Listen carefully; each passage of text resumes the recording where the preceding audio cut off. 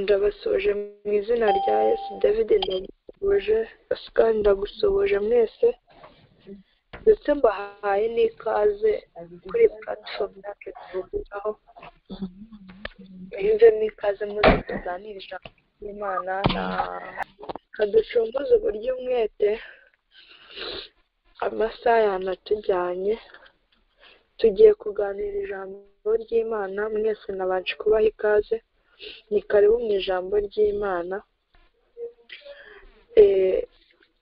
Nkimara gupangwa ko uyu munsi ari igihe tuzabana, hari ijambo natekereje ku ijambo rivuga ngo ingororano. Nayihaye heading ivuga ngo ingororano zo kubaha Imana cyangwa ibihembo byo kubaha Imana. Amen. Nari mvuze ngo tugiye kuganira ku ijambo nahaye heading ivuga ngo ingororano zo kubaha Imana cyangwa ibihembo byo kubaha Imana. Hanyuma ku bafite Bible turasoma muri Zaburi 126. Reka mufashe gusharinganire ko bishobokera gato, ariko nta kibazo wowe ukomeze gusa. Zaburi 126 128 ku murongo wa mbere. Mwese turi kumwe?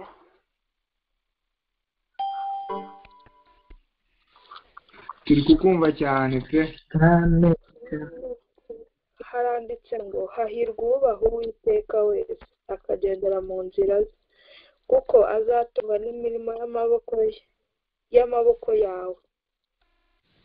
Uzajya wishima, uzahirwa. Umugore wawe azaba nk'umuzabibu wera cyane mu kirambi cy'inzu yawe. Abana bawe bazaba nk'uduti twa elayo bagose ameza yawe. Amena. Amen.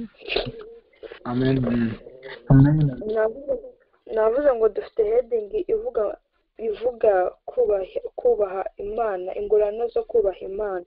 Hano dusomye ijambo ry'Imana ritubwira ngo hahirwa uwubaha Uwiteka wese akagenda mu nzira ze atunganye. Amen.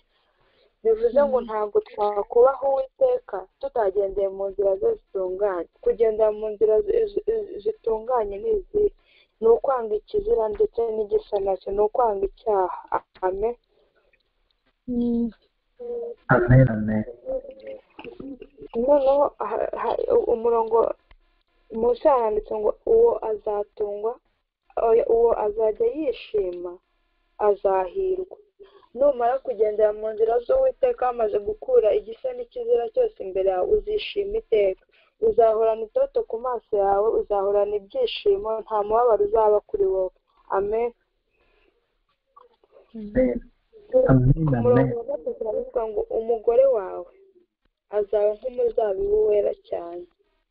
Ni ukuvuga ngo kwa kubaha Imana kwawe ndetse no kugendera mu nzira zitunganye bizagera ku bagore banyu, bigere ku bagabo banyu, bigere no ku bana banyu. Amen.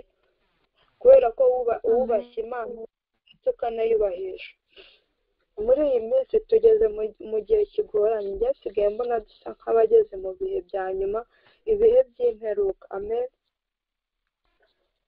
Aho ibi ni bya bihe bavuze ngo aho abantu bazaba bikunda ngo bakunda imiya. Njye nsigaye mbona icyo gihe cyarasohoye cyane. Abantu ntibagitinya gukorera ibibi mu maso y'abantu, ntibagitinya gukora ibintu biteye isoni mu maso y'abantu. Amen.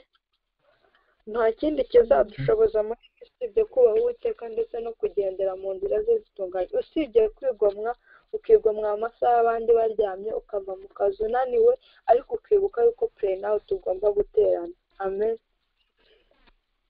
Ni ukuvuga nta mpamvu, nta n'icyo uzireguza imbere y'Imana.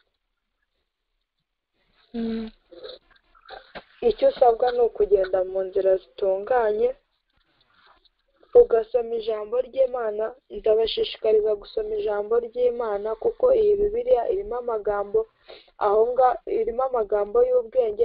Njye naratangaye, hari ijambo nasomye ejo bundi, sinari nzi ko iryo jambo ryoba muri Bibiliya. Amen. ngo ngo umuguzi ngo ajya kugura umwenda ngo agataha ngo ajya ku isoko guhaha ngo agataha yitonganya ngo ariko ngo nyamara ngo yakwambara wa mwenda ngo akavuga ngo nyamara ngo urambereye. ariko iryo jambo reka mbabwire ahantu narisomye ni nk'iyo sansi ndaribonye. ame turi kumwe cyangwa iryo jambo hari aho mwaribonye? njye ryarantangaje sinari nzi ko ryaboneka muri Bibiliya. riri mu migani 20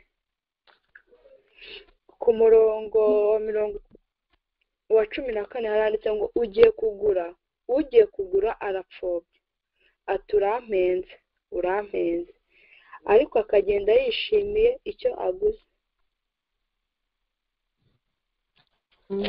mwumvishe iryo jambo? naritekerejeho cyane numva ndavuga iri jambo naryo ryaba muri Bibiliya. icyo nari mbivugiye nari mvuze ngo Bibiliya irimo amagambo menshi y'ubwenge, amagambo yose dukoresha muri iyi si,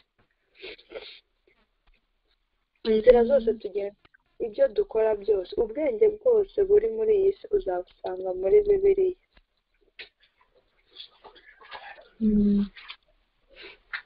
amen amen amen. rero kubaha Imana ndetse no kugendera mu nzira zayo nta kindi nicyo kintu cyonyine kizadufasha, nicyo kizaduhereza izo ngororano zose twasomye hano.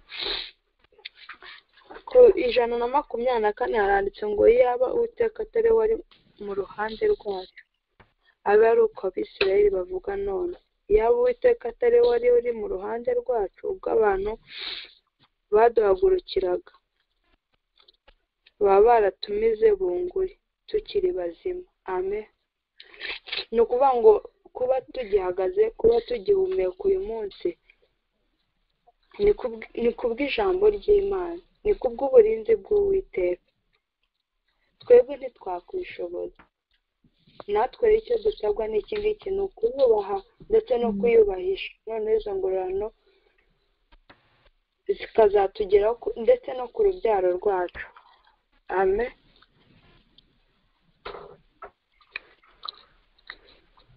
amen.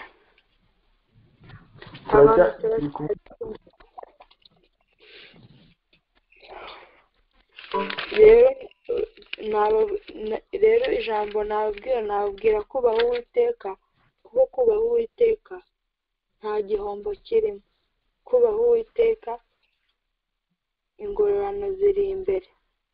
muri make nitwe twigirira neza, kandi twibuke kuko twasomye yuko ngo bizaterwa ngo n'imirimo y'amaboko yacu. amen